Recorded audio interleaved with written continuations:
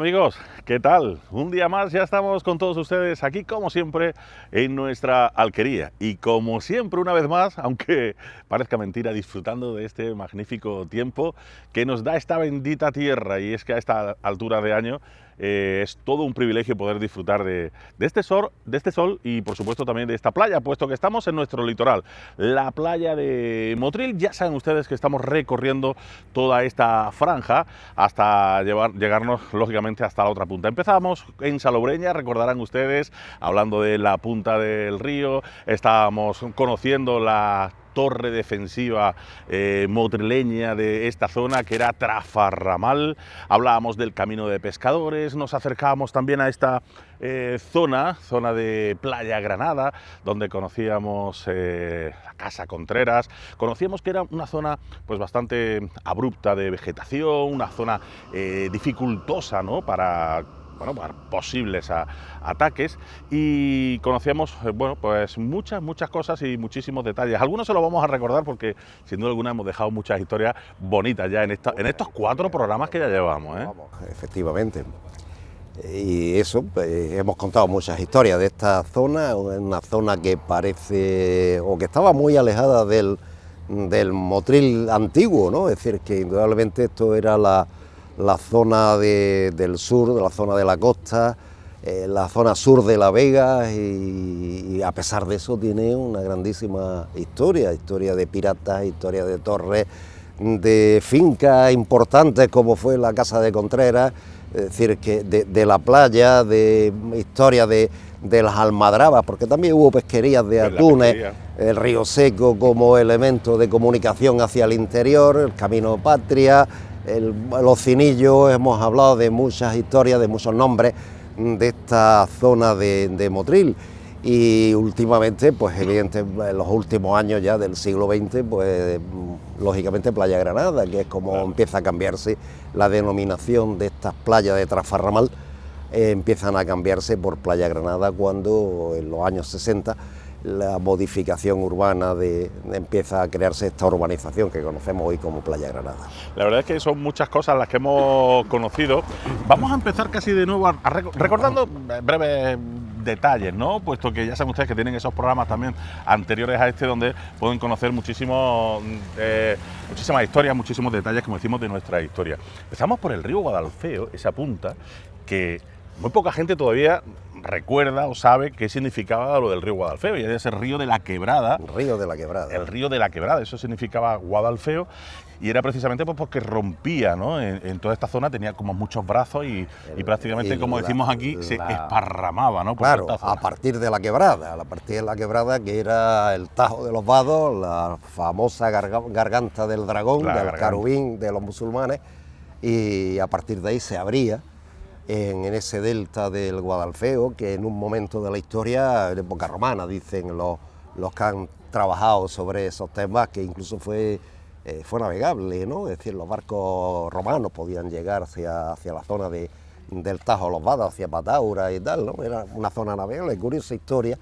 para mucha mitología que también se crea en la creación de Salobreña, de los fenicios, de los romanos, de Hércules, que estuvo aquí, etcétera, ¿no? La mitología de esa historia, y que indudablemente pues está en la base de las leyendas de la creación de esta zona, de la historia de esta zona.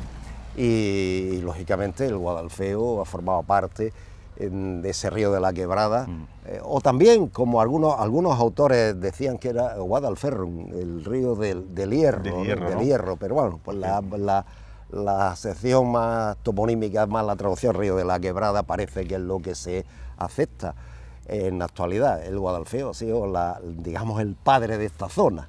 Claro. Si el Nilo fue el padre de los egipcios, el Guadalfeo ha sido el padre de la zona. Es decir, no se puede entender, por ejemplo, ni la zona de Motril, ni de Salobreña, ni de Lobre, ni de Pataura, sin la existencia del Guadalfeo. Claro. Es el que ha permitido la creación de estos núcleos urbanos que tenemos. Es decir, Motril no hubiera existido si no hay un río cercano del que pudieron sacar una acequia para meter en regadío a la vega. Es decir, hasta que no se crea la acequia no existe Motril. ¿Dónde sacan la acequia? Del Guadalfeo.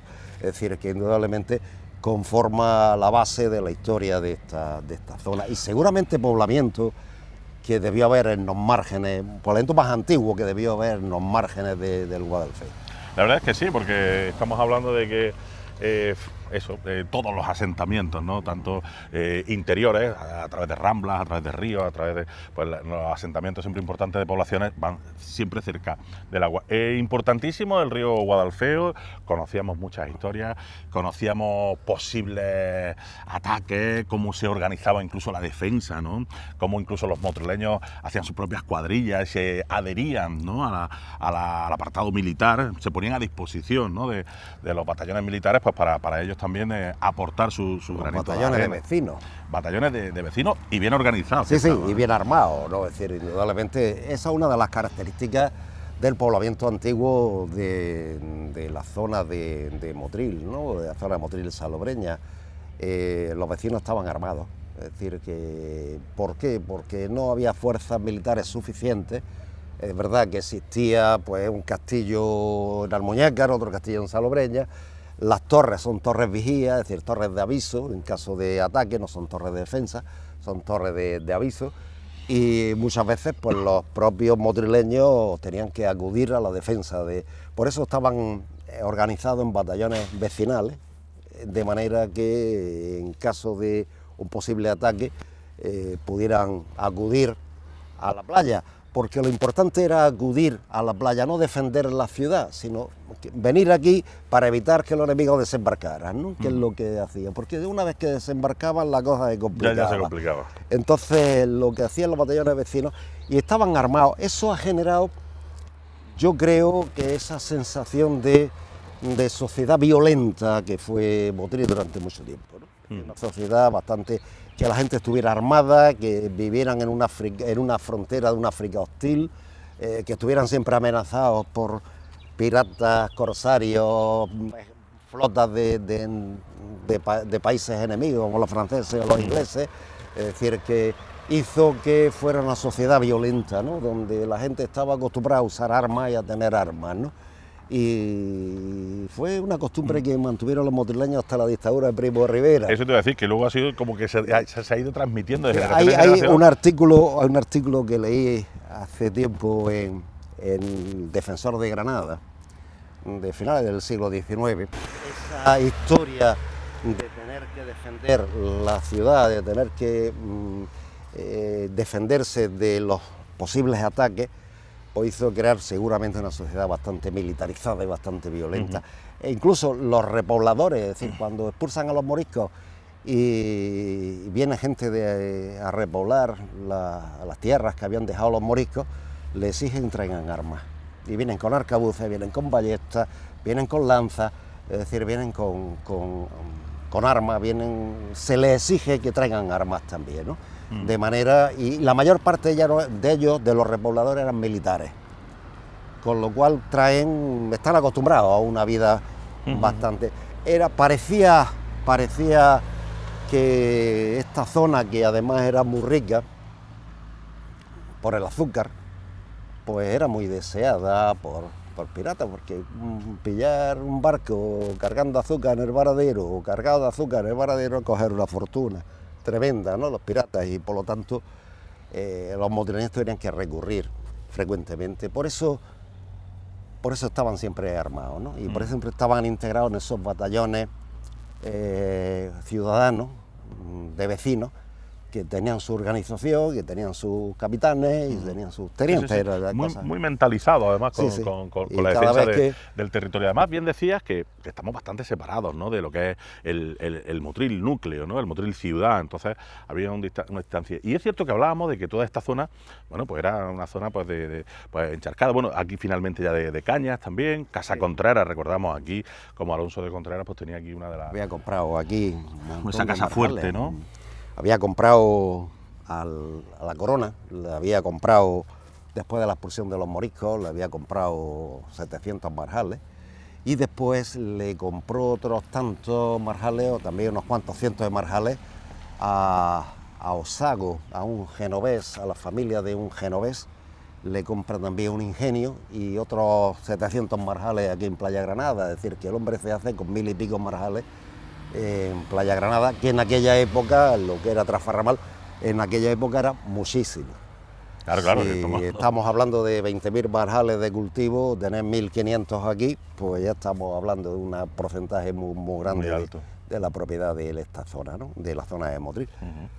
Hablábamos de la importancia de esos batallones de ciudadanos, hablábamos, cómo no, yo creo que ya se lo habrán aprendido, Trasfarramal, esa torre de vigilancia que teníamos pues prácticamente a la altura del Camino de Pescadores, que también conocíamos, esas pesquerías que había allí antiguamente, y la importancia, ¿no?, de esa torre. Teníamos Trasfarramal aquí y recordamos que en Torre Nueva teníamos Trafalcasis, ¿no? Trafalcasis. Y se comunicaban entre torres pues por humo por la mañana y con fuego por la noche. Fuego por la noche. Y en medio la Torre del Varadero. Y en medio la Torre del Varadero. Yo creo que esta zona era una zona muy alejada, ¿no?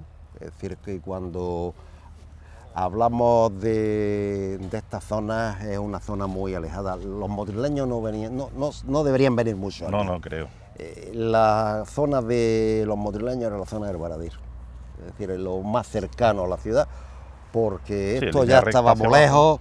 La comunicación como esta se hacía a través del Camino de Patria. Y muy asalvajado todo. Y muy tierras todavía sin romper, como se decía en aquella época, tierras salvajes, aneales, es decir, carrizales, aneales, albuferas y zonas de mosquitos. Aquí fue endémica la malaria hasta bien entrado el siglo XX.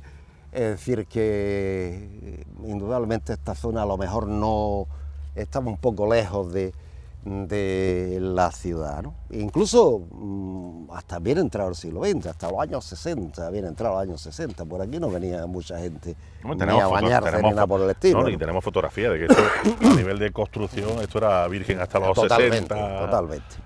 Prácticamente. Pero incluso Playa Granada, prácticamente los 60, donde hace la primera fase de Playa Granada, no se hace más, y después los años a principios del siglo XXI, cuando empieza a desarrollarse la urbanización de Playa Granada, las grandes construcciones de aquí, ¿no? Es decir, que esto es muy moderno en la historia local, ¿no? Es decir, que antiguamente esto serían tierras bastante complicadas, es decir, no vendrían mucho los motrileños por aquí, vendrían a trabajar seguramente, a las tierras de Contreras o las zonas de Río Seco, de las islas, de las charcas y tal, estos pagos de por aquí, pero poco más, ¿no? Es decir, que la gente del campo, tampoco la caña de azúcar requiere mucha mano de obra, no requería mucha mano de obra tampoco. Una vez que se hacían los primeros cultivos, ¿no? Y después la mano de obra sí, cuando se cortaba, ¿no? Y seguramente pues esto tampoco estaba muy alejado. La más cercano a Motril, cuando nosotros podemos pensar que nos ha pasado a nosotros, es decir, a los que vivimos todavía. En los años 60, 70, cuando decíamos vamos a la playa, no decíamos aquí, la playa de Motril es la playa del Cable, y poco más, y la Azucena un poquillo a lo mejor, ¿no? Pero poco más, ¿no? Es decir, no había más. El boom turístico, ¿no? Claro. Boom turístico, cuando empieza el boom turístico, ¿cuándo empieza todo el mundo a pensar, digo a nivel nacional, en la importancia de las playas como turismo, como calidad de vida, como el sol y el mar? Es antiguo, ¿eh? Es decir, que ahí veraneos se daban ya en el siglo XIX, principios del siglo XX, ahí tenés Almuñécar o Calahonda, por ejemplo, ¿no? Calahonda fue una zona de veraneo. Y en el Varadero también había, en el siglo XIX, y Calahonda era un sitio de veraneo, y Almuñécar, ¿no? Son zonas de la costa de Granada donde desde el siglo XIX empiezan a darse pues ese proceso de las familias pudientes, como se decía en aquella época, venían a la playa a veranear, ¿no? Con sus fiestas y sus cenas y sus banquetes, un veraneo distinto, donde también estaba en contacto con el mar, ¿no? Es decir, la zona de baños, ¿no? Había en Calahonda, por ejemplo, estaba la Fonda del Mar, que era un hotel famosísimo en la final del siglo XIX, principio del XX, la Fonda del Mar. En Varadero no teníamos eso, ¿no? Pero en Calahonda sí hubo una Fonda del Mar que además era famosísimo porque las grandes familias granadinas, por ejemplo, se repartían entre el veraneo, entre Almuñécar y Calahonda. Pero yo imagino... Esta zona de Motril, ¿no? Y no sé, corrígeme si lo sabes, que el turismo de aquella época, por decirlo de alguna forma, ¿no? Cuando se empezaba al veraneo, al turismo, era más buscando el descanso, buscando la salud, el mar y tal, pero menos quizás el broncearse al sol, que es lo que se llevaba después, claro, ¿no? Las señoras del siglo XIX, principio del XX, no tomaban el sol. Por eso digo que... Lo que se llevaba la permu blanca, ¿no? Porque se diferenciaba. Una mujer de piel oscura era porque era trabajadora, le daba el sol. Y el que estaba en el campo todo el estaba día. en el campo todo el día. Y las señoras de las clases privilegiadas tenían la piel muy blanca, incluso se puso la de moda el maquillaje blanco, ¿no? Los polvos blancos. Ajá, es verdad, que se polvoreaba claro, la cara. de coco, se hacía con coco, con polvo de coco, se hacía y se polvoreaba la cara blanca, para estar más blanca todavía, ¿no?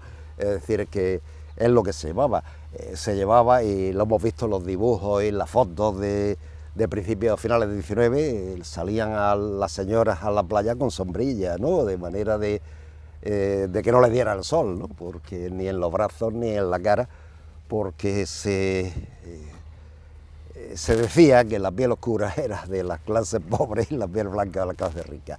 Es decir, las modas.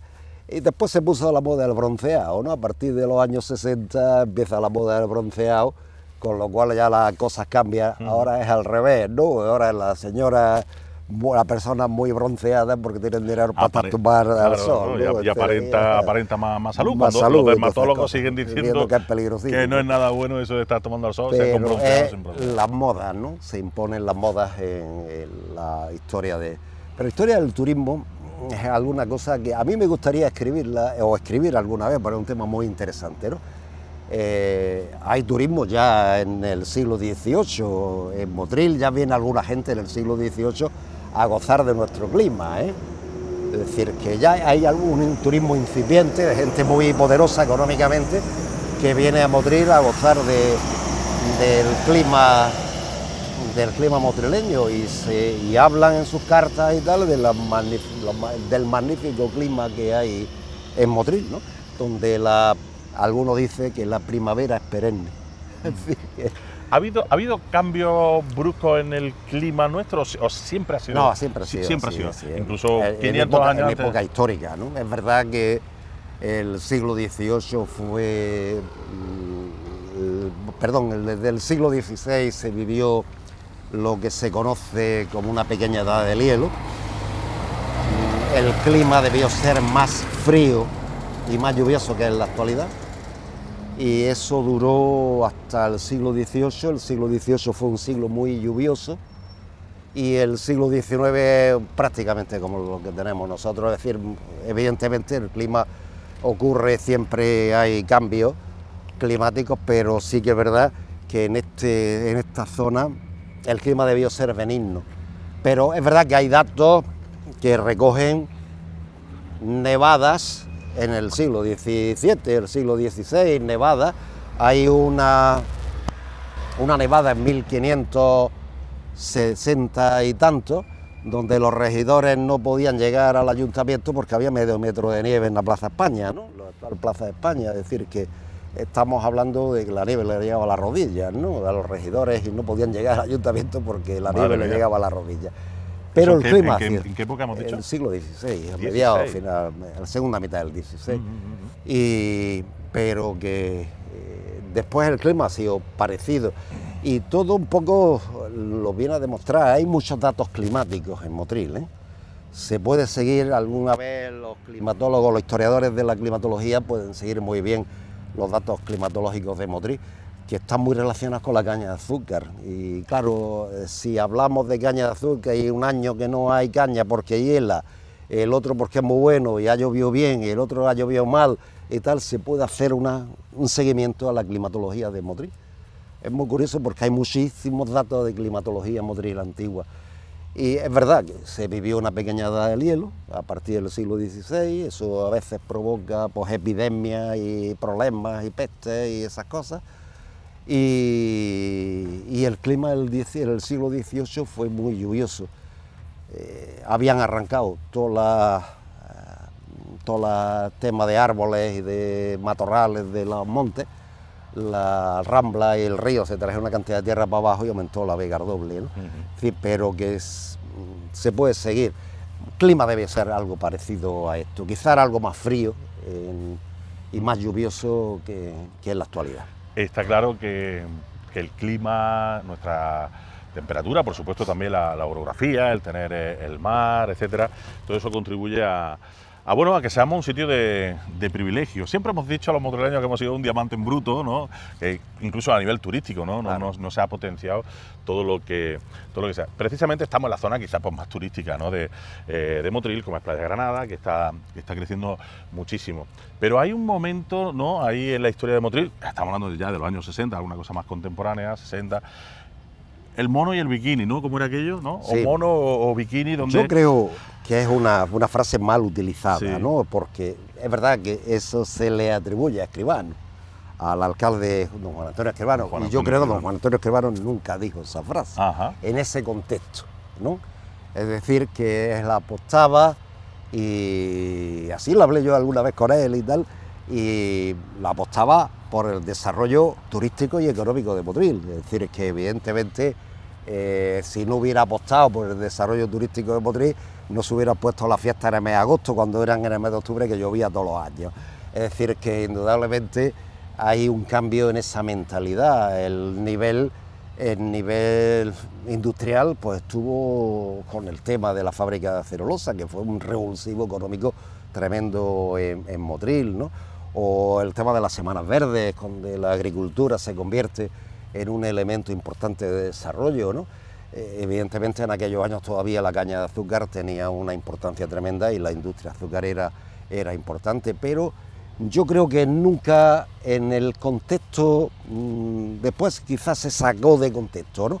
Pero en ese contexto no fue elegir entre turismo e industria, sino yo les entendí siempre que era una cosa complementaria, que se podía tener en Motril las dos cosas, ¿no? Convivir, ¿no? Es decir, y yo creo que tenemos una geografía que lo permite, hay que aprovecharlas adecuadamente y no hacer barbaridades de tipo urbanístico que muchas veces impiden después el desarrollo, ¿no? Es decir, que lo que hacen en vez de añadirle, pero esta zona, si es que ha permanecido virgen, es decir, todos hasta los años 70, los primeros bloques de pisos que se construyen en la playa son a finales de los 60, la Ballena Azul. Es que había permanecido toda esta zona absolutamente vírgenes, y después Playa Granada, que se hace en ese invento de esa urbanización turística tan especial que se hace en Playa Granada, un proyecto grandísimo que se conserva en el archivo del ayuntamiento, está el proyecto completo, que no se llegó a realizar nada más que en la primera fase de Playa Granada, y complementario de Playa Granada, Villastrida, o el Vasco, que se llamaba al principio, ¿no? Donde a la familia real belga, Baldino y Fabiola, le ofrecieron construirse una residencia aquí, lo aceptaron y la hicieron, ¿no? Era su primo Agrela, del conde de Agrela, pues le ofreció esta zona y bueno, aquí está Villastrida. Villastrida. Todavía ya. Además estamos hablando pues de una franja litoral, porque bueno, Motril sí tenía su vega, ¿no? O sea, una tierra más fértil, ¿no? Que se va construyendo también, poco a poco se va paulatinamente creciendo toda la vega de Motril. El mar, si nos vamos otra vez a la época más histórica, más antigua, el mar se va retranqueando, vamos echando más tierra aquí, pero siempre la franja, lo que es esta franja, pues siempre es más estéril, como decíamos, más virgen, y claro, pero aún así parece un sacrilegio, ¿no? El construir, ¿no? El ladrillo, ¿no? Parece que siempre ha sido como un sacrilegio, aunque volvemos a decir que toda esta franja pues, era bastante estéril en ese sentido, ¿no? En esa época, absolutamente, es decir, era la peor tierra de cultivo, ¿no? Es decir, que la más próxima al mar, tierra más salitrosa. Quizás el único cultivo, decían, el único cultivo que se permitía en estas tierras era la caña de azúcar, que es verdad que daba menos producción en estas tierras que a lo mejor en la Vega Vieja, la zona buena de la Vega de Motril, y la Vega de Pataura mayor producción, y estas tierras más pegadas al mar, a ser más salitrosas, tierras además muy hidrópicas, porque tenía muchas filtraciones de las ramblas, de las albuferas y tal, pues daban menos producción de caña. Y es por eso quizás donde se eligió para construir. Es decir, en vez de elegir, que también se hizo mal, porque históricamente el límite de la construcción de Motril estaba en la acequia, es decir, en la avenida Salobreña. Por debajo de la avenida Salobreña era Tobega. Pagos muy buenos, como el pago del Senador, como el pago Agua del Hospital, es decir, pagos que eran magníficos desde el punto de vista agrario, hoy son zonas urbanas, ¿no? Quizás teníamos que haber limitado un poco en esa, los antiguos a veces tenían razón, ¿no? Limitar un poco la construcción hacia el sur y haberse construido al norte. Y a lo mejor pues no está mal construir en estas zonas de aquí, donde quizás las tierras de menos aprovechables, lógicamente.